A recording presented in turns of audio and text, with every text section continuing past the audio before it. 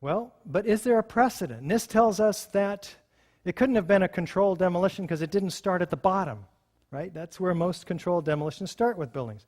Let's take a look and see if there's another way to do it. The words of a senior blaster.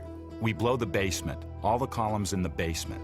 Then we crack it up at the top to get it started. We go every other floor all the way down. Every explosive has a timer on it. That's why it's controlled. When the columns go, each floor goes down and impacts the one below and keeps going. Mark Loiseau is president of a company called Controlled Demolition. You don't have to go to the top floor. You can go almost anywhere in the structure, and given the right circumstances, you can release all of that stored energy, converting into what is called kinetic energy. That's energy in motion, and that's what brings the building down. Well, here's a 3-story top-down controlled demolition. Let's count them. 1, 2, 3. Now these are high-energy explosives, C4 and RDX, very loud booms and very visible flashes. Perhaps the reason thermite was used is because they don't have as loud of these explosions like these high-energy explosives. And they don't have the flashes that these do either. Here's a 20-story middle-down controlled demolition. You can start demolitions from wherever you would like. Let's look at the North Tower now. What I want to point out to you is that you're going to see some explosions up at the top of the building, curiously enough. And what's going to happen is this entire section is going to telescope such that half of it, its upper half, is destroyed before there's any movement from the jet plane impacts down. Let's take a look. Here's the first evidence of explosion, and then over here, and then the collapsing. Of course, the violent clouds which are emerging even prior to the collapse. We're going to take a close-up look after this second look. A new fuel source, which very well might be jet fuel that wasn't burned, it's getting new oxygen. Let's take a look now closer up. Right away, we're seeing clouds forming up here. Well, wait, the collapse is supposed to be just down here. But we have asymmetrical damage to this building, right? The plane went in one side, and yet this complete symmetrical collapse, we'll use in quotes from now on, and let's keep going. Unexpected. And one more time. In terms of how swiftly belts, just like the firemen saw, all the way around the building. They came down. The antenna falls about 12 meters first, before anything else falls, indicating core column damage first, not trusses pulling away from the perimeter columns. Now take a look at this from the same tower from the bottom, noting the violence underneath the mushroom cloud. The collapse is supposed to be occurring way up here, but down below, as you'll see in this second run,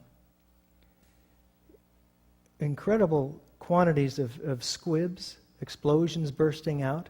And on the third time, I'd like to direct your attention to this racing series of explosions down the right side in the corner of this building.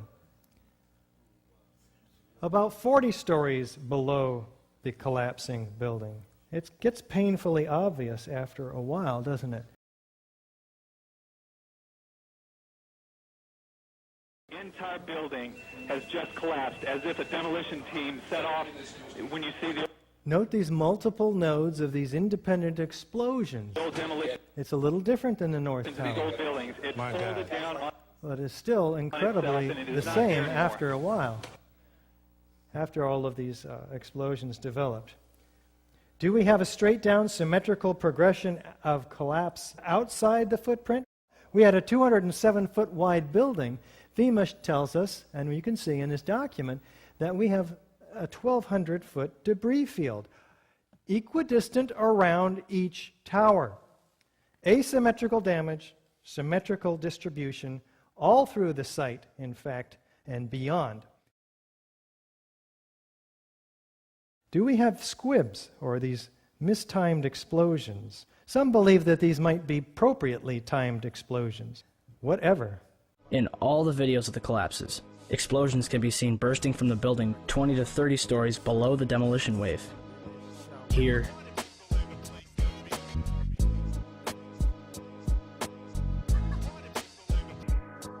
here,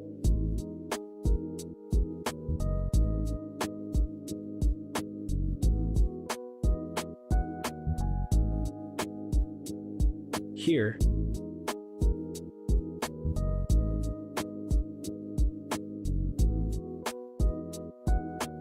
here,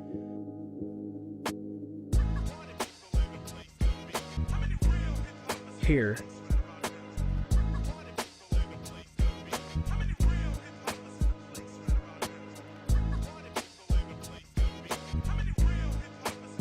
and here. Now, NIST tells us that these are puffs of air being produced by the collapsing building pushing air down the hoistway like a piston. It's got to come out somewhere, right? Well, first of all, these are not puffs of air. They're pulverized building materials. And they occur at 160 to 200 feet, some of them, per second. These velocities are propelled by explosives. 20, 40, and 60 stories below. How can the piston be producing all of that? And in fact, there are these focalized ejections that occur halfway between the corners of the building. Also, say this was the open office space, right, 60 feet long. The elevator hoistway is over here. The piston's going to shove the air into this room. It's going to fill the room fairly uniformly with air pressure before it breaks any windows, right? And then it might break several, but not these highly focalized, pinpoint accurate, geometrically precise, violent ejections. No, it's extremely unlikely. But let's look at a couple of them here. As the south tower begins to explode, we track two squibs near the bottom of the frame. They shoot out quickly at first, then slow and merge in with the rest of the dust cloud. Using the first few data points, we see the first squib shoots out at 44.98 meters per second, or about 100 miles per hour. Doing the same for the second squib, we get a speed of 56.3 meters per second, which works out closer to 126 miles per hour. 126 miles per hour of almost instant ejection velocity? Does fire create that? Do we have a near freefall pace through the path of greatest resistance? Let's take a look. Galileo's law of falling bodies calculates the time in which an object will travel a certain distance in complete freefall. Distance, d, equals 16.8 times time in seconds squared. The South Tower was 1,362 feet tall. 1362 equals 16.08 times 84.7, or 9.2 seconds.